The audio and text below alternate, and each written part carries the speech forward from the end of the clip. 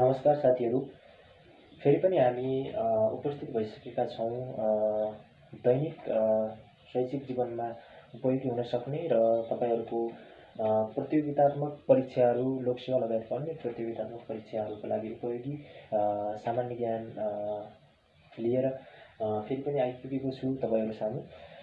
आज हामी नेपालको संविधान जुन विक्रम सम्वत 2072 साल असोज 3 गते जारी भएर हामी सम्पूर्ण नेपालीहरूले विगत लामो समयदेखि जुन एउटा संविधान जारी गर्ने जमर्को गरेका थियौँ, त्यो जुन हाम्रो सबैको प्रयास आज सफल भएको छ। हामीले नेपालमा संविधान प्राप्त गरेर सङ्घीय लोकतान्त्रिक गणतन्त्रात्मक नेपाल को अवधारणा अन्तर्गत आज हामी सङ्घीय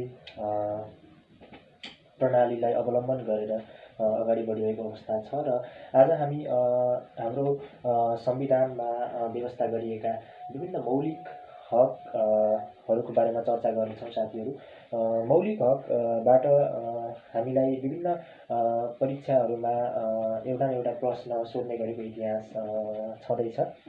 त्यसैले मौलिक हकको व्यवस्था नेपालको संविधानको भाग 3 धारा 16 देखि 46 मा यस सम्बन्धी व्यवस्था गरिएको छ र हामीले यो भाग 16 देखि 46 सम्मका 31वटै मौलिक हक चाहिँ सरसर्ती सम्झिएको खण्डमा हामीले विभिन्न परीक्षाहरूमा यसबाट सोध्न सक्ने सम्भावित प्रश्नहरू मिलाउनमा हामीलाई धेरै नै सहज हुन सक्छ। आउनुहोस् साथीहरू, सुरु गरौँ हाम्रो नेपालको संविधानको भाग 3 धारा 16 देखि 46 सम्म रहेका 31वटा मौलिक हक के छन् हेरौँ, बुझौँ र सम्झने प्रयास गरौँ।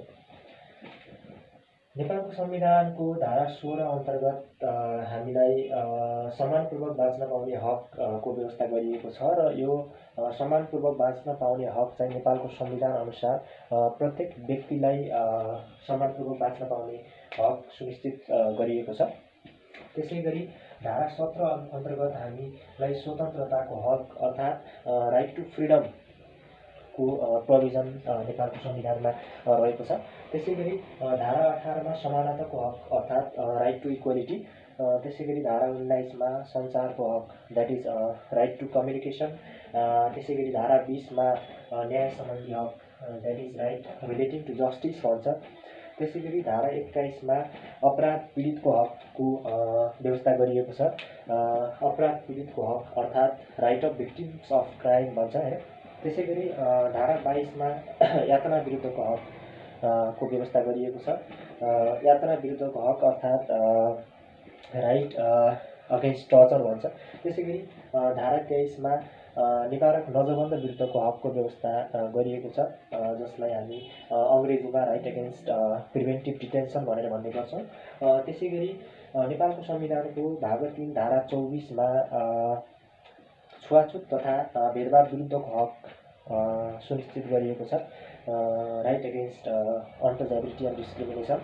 त्यसै गरी धारा 25 मा सम्पत्तिको हक, त्यो भनेको राइट टु प्रपर्टी अथवा राइट रिलेटिङ टु प्रपर्टीको व्यवस्था गरिएको छ। त्यसै गरी धारा 26 मा धार्मिक स्वतन्त्रताको हकको सुनिश्चितता रहेको छ, जसलाई हामी right to freedom of religion भनेर भन्ने गर्छौँ। त्यसै गरी धारा 27 अन्तर्गत सूचनाको हक द्याट इज राइट टु इन्फर्मेसनको व्यवस्था नेपालको संविधानको धारा 27 मा गरिएको छ। त्यसै गरी हामीसँग धारा 28 मा गोपनीयताको हक रहेको छ, त्यो भनेको राइट टु प्राइभेसी भन्छ। त्यसै गरी धारा 29 मा शोषण विरुद्धको हक that is right against exploitation भन्छ। त्यसै गरी धारा 30 मा स्वच्छ वातावरणको हकको व्यवस्था गरिएको छ, that is right to clean environment. र त्यसै गरी धारा 31 मा शिक्षा सम्बन्धी हकको व्यवस्था रहेको छ, त्यो भनेको राइट टु एजुकेसन हाम्रो नेपालको संविधानको भाग 3 धारा 31 अन्तर्गत व्यवस्था गरिएको छ। त्यसै गरी हाम्रो धारा 32 मा भाषा तथा संस्कृतिको हकको व्यवस्था गरिएको छ, that is right to language and culture भनेर हामीलाई नेपालको संविधानको धारा 32 मा व्यवस्था गरिएको छ भाग 3 को। त्यसै गरी धारा 33 मा राइट टु इम्प्लोइमेन्ट रोजगारीको हकको व्यवस्था गरिएको छ, त्यसै गरी धारा 34मा श्रमको हक, राइट टु लेबर, र धारा 35मा हाम्रो स्वास्थ्य सम्बन्धी हकको व्यवस्था रहेको छ, that is right relating to health रहन्छ।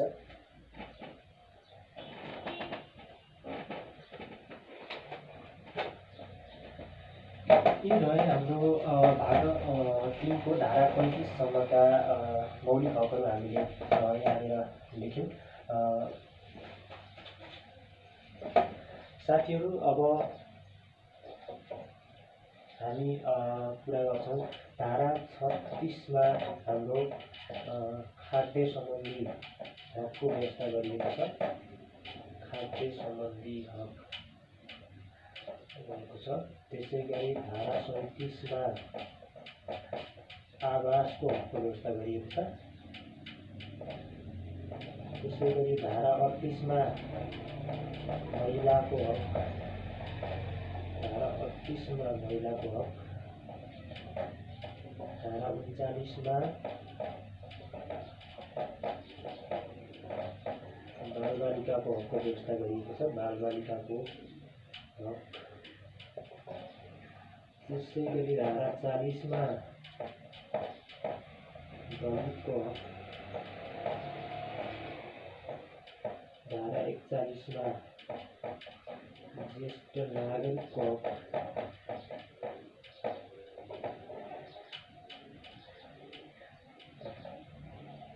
धारा 42मा सामाजिक न्यायको हक,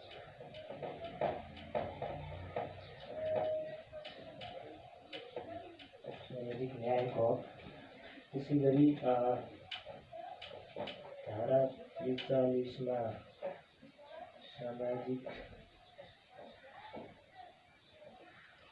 सुरक्षाको हक, धारा 44मा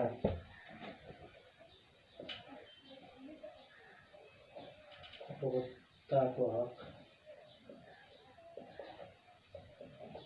धारा 44मा उपभोक्ताको हकको व्यवस्था गरिएको छ। त्यसै गरी धारा 45मा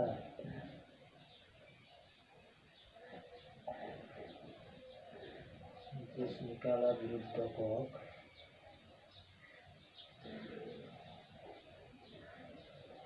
धारा 46मा संवैधानिक प्रचारको हक,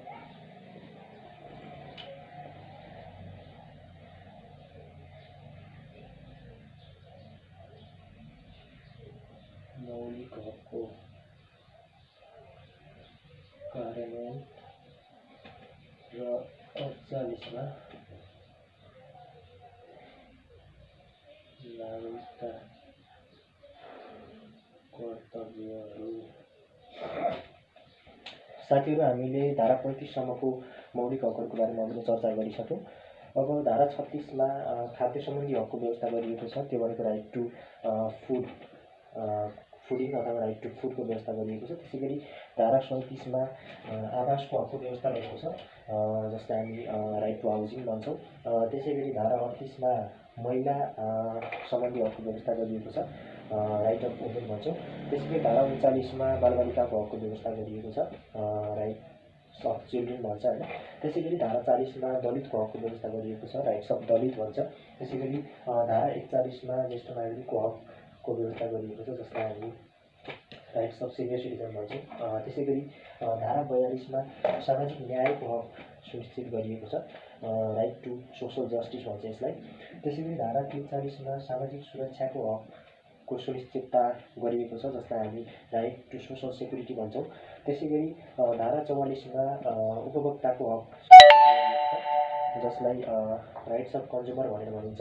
त्यसै गरी धारा 45मा देश निकाला विरुद्धको हकको व्यवस्था गरिएको छ, जसलाई हामी राइट एगेन्स्ट एक्जाइल भनेर भन्छौँ। त्यसै गरी धारा 46मा संवैधानिक उपचारको हकको व्यवस्था गरिएको छ, जसलाई हामी राइट टु कन्स्टिट्युसनल रिमेडिज भनेर भन्ने गर्छौँ।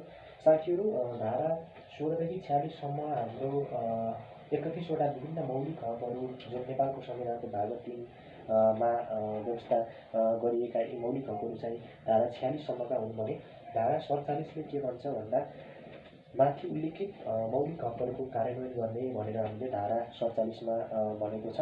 त्यसै गरी धारा 48 मा नेपालको संविधानअनुसार नेपाली नागरिकले पालन गर्नुपर्ने विभिन्न 4वटा कर्तव्यहरूको उल्लेख गरिएको छ।